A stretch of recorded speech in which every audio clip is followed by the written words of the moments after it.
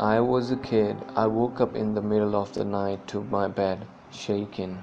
Normally that would scare the crap out of me, but instead I was just kind of annoyed. I rolled over and muttered, "Stop it." The shaking stopped immediately. Then a male voice speaks right beside me, saying, "Sorry." That's when I freaked out. I'm pretty sure my childhood house was haunted. On my previous job, when our building was still under construction, the only floors that were occupied were the first, second, fifth, sixth, and seventh. One time I was alone inside the elevator going from first to sixth floor when suddenly it stopped and opened the third floor. Normally I would just disregard it, but rumors were all over that a ghost child was playing around on vacant floors, so I pressed the closed button as fast as I could. When it closed, I heard noises like someone was tapping their fingers on the walls of the elevator. You always felt creeped out walking in there like you were being watched. My boyfriend and our roommate both worked nights, so I would be there by myself a lot. One night I was doing my usual stuff and watching some TV before bed. I had this overwhelming feeling all night that I should avoid the hallway and not look directly down it. It was creepy. The feeling of being watched and terrified lasted about 2 hours before I just decided to suck it up and make my way to my room. I left the hallway lights on and went to bed. Just as I turned off the side table light, I heard a drawer being pulled out and hitting the stopper. I turned on the lights and nothing was out of place. This went on about 6 times before I decided I was sleeping with the lights on. I curled up under the covers and waited for the BF to get home. He comes rolling in about 3 a.m. He's laughing at me for being just such a pussy, gets into bed and turned the lights off. That's when all hell broke loose, and all the doors down the hallway slammed shut one by one. Then our closet doors started rattling. The sound coming from inside could only be described as total destruction. It sounded like the shelves, the pole, and everything in there was being tossed around. My BF joined me under the covers and we were both terrified. After it stopped, it took 5 to 10 minutes to convince him to go check around the house.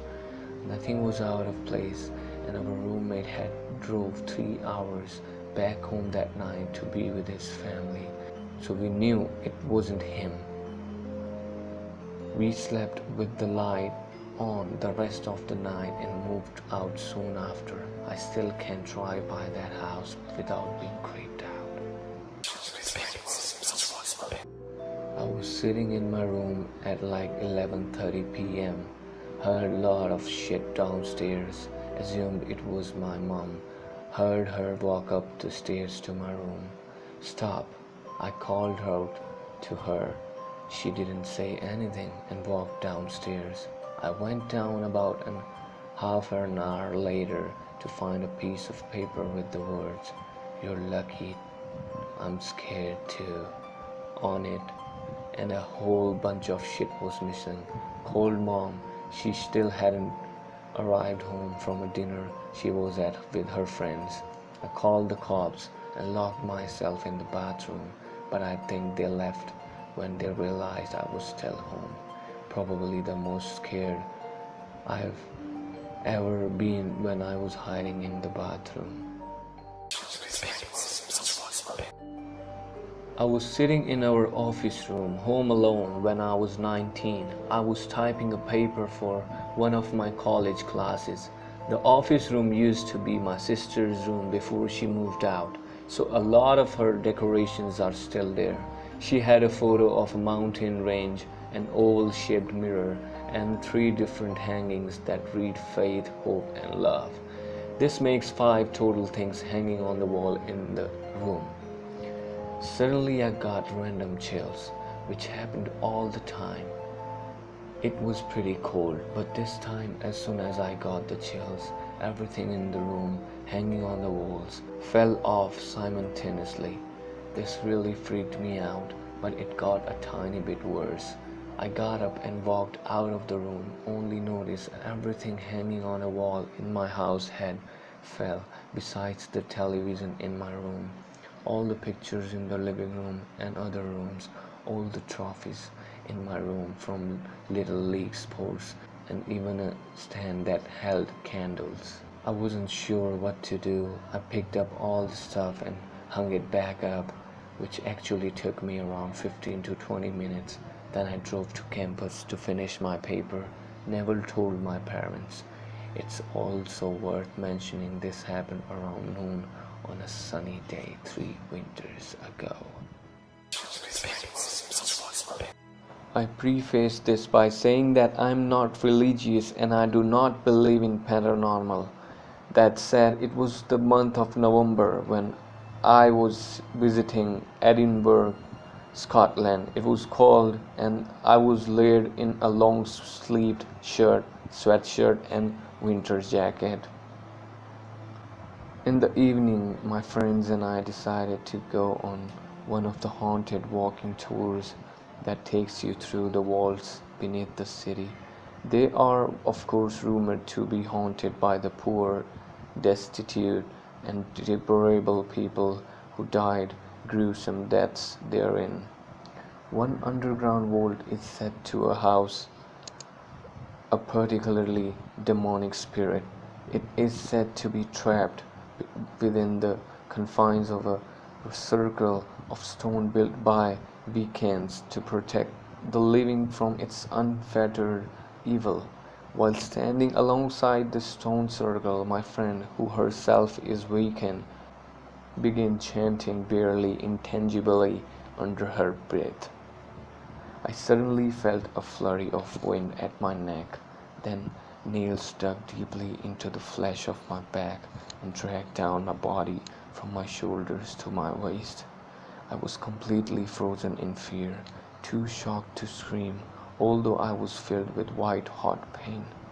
I spent the rest of the tour petrified, and when we emerged from the tunnels, I ran over to the bathroom of a pub where I pulled off all my clothes, which themselves were perfectly intact, only to see bright red marks lining the naked skin of my back.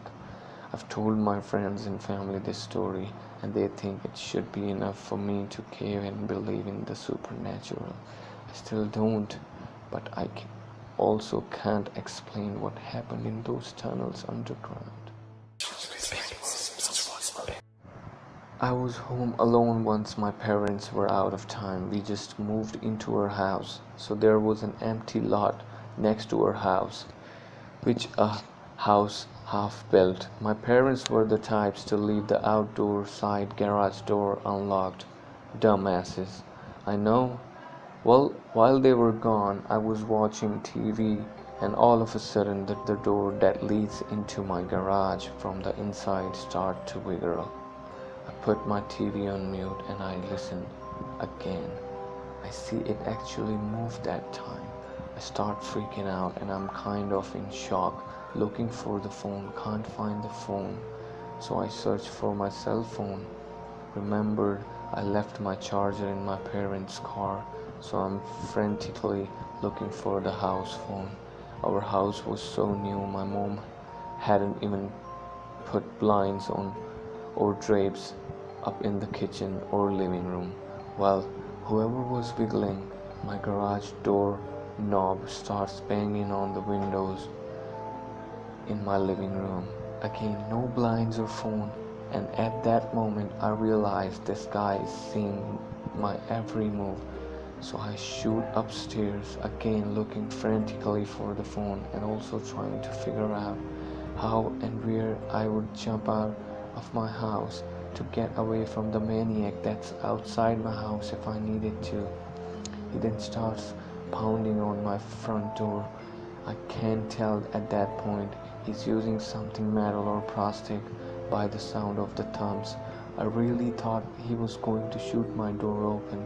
I remember at that moment I was pissed at myself for being a dumbass teenager that frequently talked on the phone because I always just left it lying around, never putting it back on the base.